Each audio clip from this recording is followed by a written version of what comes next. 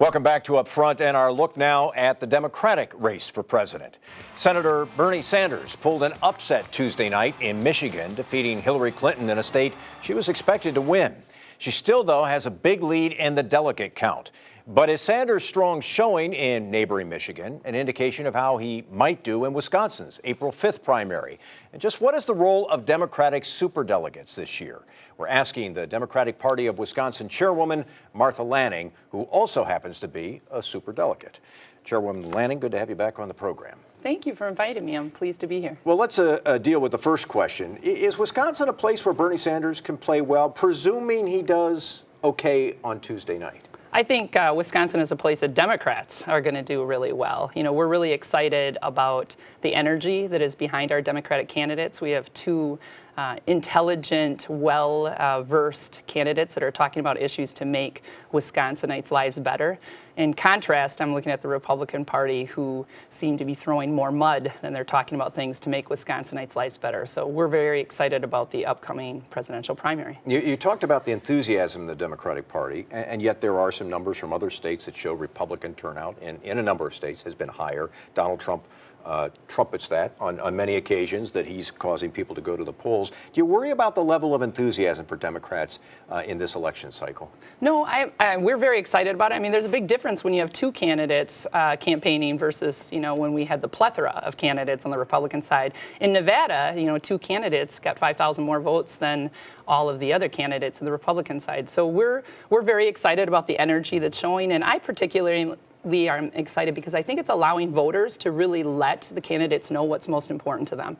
And we're hearing a lot about people want to have an economy that works for everyone, not just multimillionaires and billionaires. And they want to be sure that we're moving in a direction to be sure that the next generation has the life that they had and better. And we're excited about hearing about those issues with the Democrats. How important is April 5th, Democratic turnout on April 5th? Two other races in the state. I'm talking about state Supreme Court. Don't you need a strong Democratic turnout to have a shot at winning the Supreme Court race? And I shouldn't say it's a nonpartisan race, but clearly Democrats probably prefer one candidate to another in this race. We always want to have a strong turnout, and that's one of the reasons why I became chair of the party, is that I really wanted to analyze what's going on here and be sure that we're getting the information we need to the voters so that they're inspired to vote. We had a great spring primary, though, and saw a real dramatic increase in the number of people coming out. And now with the presidential primary on the spring election, I anticipate that we'll have a really good turnout, and we're excited about that. I want to talk for a moment about this debate over superdelegates in the Democratic Party. There are people who support Bernie Sanders who say this sort of rigs the system, that there are people who are traditionally committed to the establishment candidate, for lack of a better way of putting it, in the party, and it hurts somebody like Bernie Sanders, that all these people are already siding with Hillary Clinton, and it sort of gives this impression that it's inevitable, that Hillary Clinton will be the nominee. Does the party need to take a serious look at this tradition of superdelegates? Well, the superdelegates has been around for over 30 years, and the intent of it was to allow delegates around the state to not have to compete with congressionals or people that are elected by all the people of the state. So we have, here in Wisconsin, we have 10 superdelegates. I'm one of those. You're uncommitted at this point. I am uncommitted, and I will be putting my support behind the nominee for the Democratic Party. So I think that there's a lot of discussion about this, but right here in our state, you know, all of our congressionals, our U.S. State Senator Tammy Baldwin, and our 4 Democratic National Committee members that were elected, along with First Vice Chair Representative David Bowen and myself, are those 10 people. But we're a small percentage of the delegates, and the people who are going to choose who the nominee is for the Democratic Party are our unpledged delegates. Is it a sore point in the party? I mean, you clearly hear from Bernie Sanders supporters saying, we just don't like the way this works. It's not fair. Do you know, when I talk to Bernie Sanders' campaign, and I just spoke to someone on the campaign yesterday, I am always sure to let people know that, you know, we are not I am personally a superdelegate, and I'm not picking. I'm letting the delegates pick. And I say the same thing to Hillary's team. So we're really excited about the opportunity to highlight two very intelligent and well-thought candidates that are going to be doing things to make lives better here in Wisconsin and around our nation.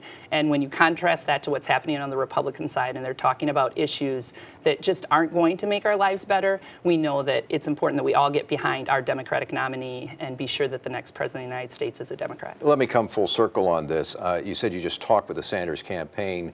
What's their take on Wisconsin? Do they see this as a place where they want to come and campaign hard and a place where they could win?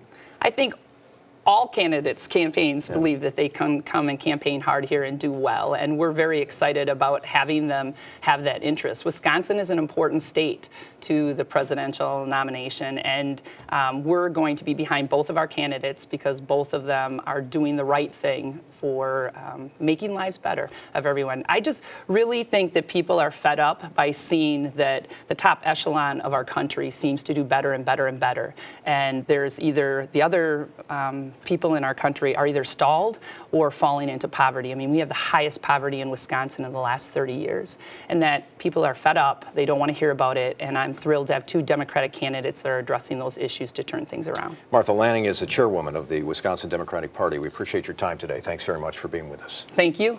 As we get closer to the April 5th election, our editorial partner, WisPolitics.com, will have you covered on state and federal races. Just check out the election blog at WisPolitics.com. Coming up next, the race for Milwaukee mayor and sharp differences between the candidates on the future of the city. And for political news and information throughout the week, you can follow me at Mike Goucher on Twitter.